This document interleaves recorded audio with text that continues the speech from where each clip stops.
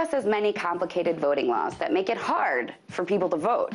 But there's one law in Ohio that has made it impossible for at least 2 million people to vote. They were registered to vote, but Ohio just took that right away. For that, now their election chief is being sued.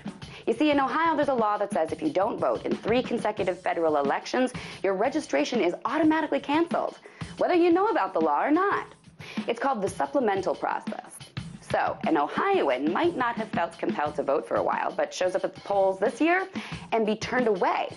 That could very well happen to any of the 40,000 people living in Cuyahoga County who had their voting registration purged by the system just last year.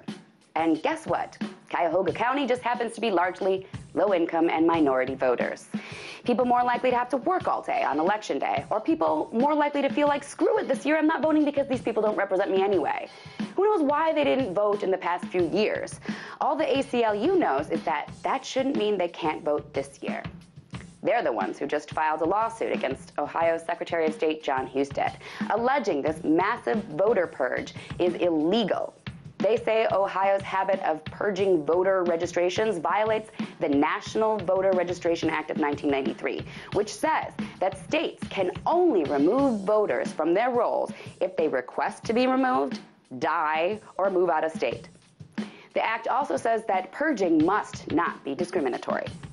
The ACLU is also claiming that the supplemental process of Ohio's is not only illegal, but unnecessary. It's not like Ohio has a server that's just busted at the seams and they need to make space by purging voter information. There is simply no good reason for it, other than to stop a lot of people from voting. And Ohio has done just that. It has taken away the voting rights of over 2 million people in just the last 5 years. And yep, a lot of those people are the poor, the homeless, and the otherwise disenfranchised. This is happening in Ohio, which, remember, is one of the most important battleground states in the country. This is just one of the many shenanigans going on with our voting process right now here in America. So, the idea that every vote counts is becoming more and more of a joke. Tonight, let's talk about that.